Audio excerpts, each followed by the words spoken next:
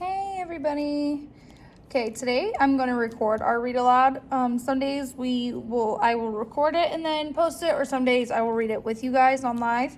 I just thought today it would be easier to record it since we're also getting used to everything on Google Classroom.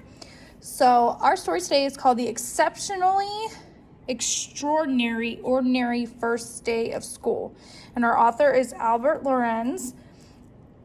So before I get started, I want you to think about how different or exceptionally extraordinary or ordinary, however you want to see it, this first day of school is compared to other first days, and how you think this school year is going to be different than other school years. So I just want you to take a second and think about it.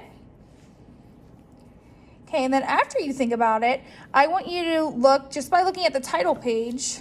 Remember, the title page shows us the title. Sometimes it will have pictures. If you think this book is going to be fiction or nonfiction. Okay, so just by looking at the pictures and looking at the title, what you think this story is going to be. Remember, fiction means not real, and nonfiction means real. So I'm going to read half of the story today, around half of it today, and then we will read the other half tomorrow. So this is The Exceptionally Extraordinary Ordinary Day of School.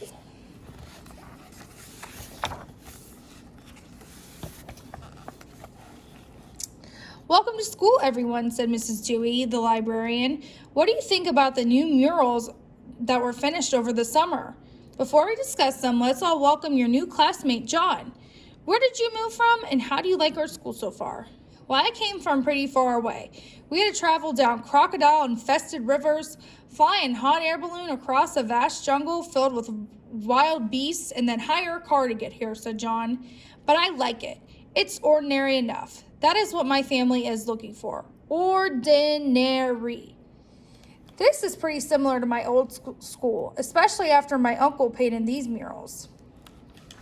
And then there's some speech bubbles.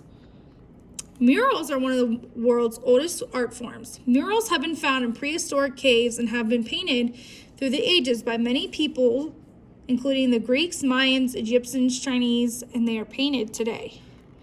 All schools are the same. Aren't the murals cool? I wonder why the murals just stay on the wall like that."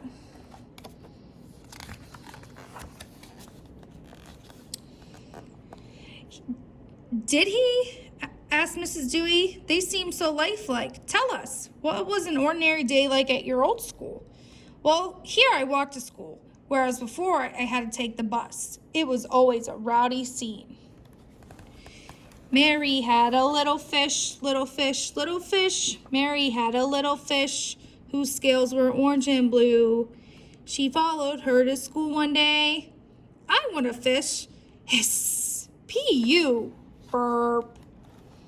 But Mom, I went to school last year." And these on the sides here are just extraordinary facts about the things that they're talking about in the book. So far I want you to think, how is this? Do you think that this is an ordinary day of school? And let's think about what the word ordinary means. When you say, this is just an ordinary t-shirt, what does that mean? Does it mean that it's just, kind of plain, nothing really special? So how, do you think this is an ordinary day or like a normal, regular way to go to school? Or do you think this is extraordinary, which means it's extra, it's really spectacular, it's different? So far, what do you think? "This place looks pretty new," continued John. "My old school was really, really old and kind of a hangout for ravens. It could be sort of messy. I'm so hungry, I'm glad school is open again. Did you do your English homework? Nevermore. Surely no one will notice just one stringy little kid missing. That door looks like it might bite.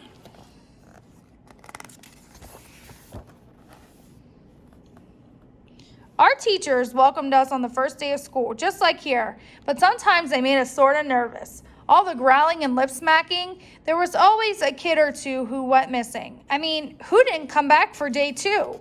You mean they transferred?" asked Mrs. Dewey. "You could call it that," said John. "We called it passing on." What kind of classes did you take, John? Asked Mrs. Dewey with a puzzled look on her face.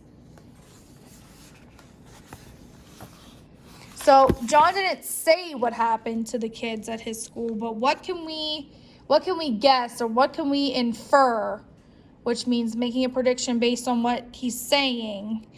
What can we infer that what happened to the kids based on what John said and looking at this picture?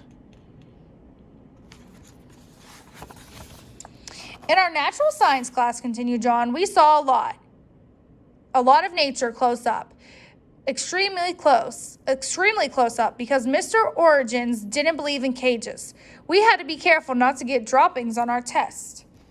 Leaping lizards, frogs. I can guess what's for lunch today. Polly, want a froggy? Now class, look at your surroundings. Let your surroundings look closely at you. That lizard did something on my hand. Yuck!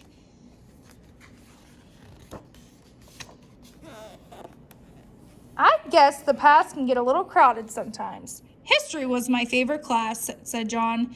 Mrs. Oldentime said the best way to understand history was to meet and talk to people who made it. She introduced us to a lot of people. In band, continued John, the music seemed to come to life, and the instruments too. He floats through the air with the greatest of ease. Oh, when the saints go marching in, boing da doo da da. Oh, what a beautiful morning. This old man, he played one.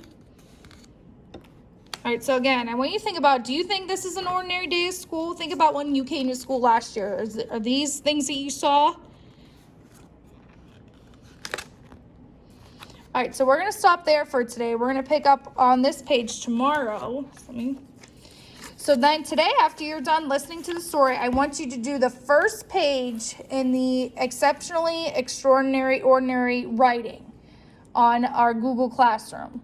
Just the first page. Okay, and I'll see you guys at 2:30.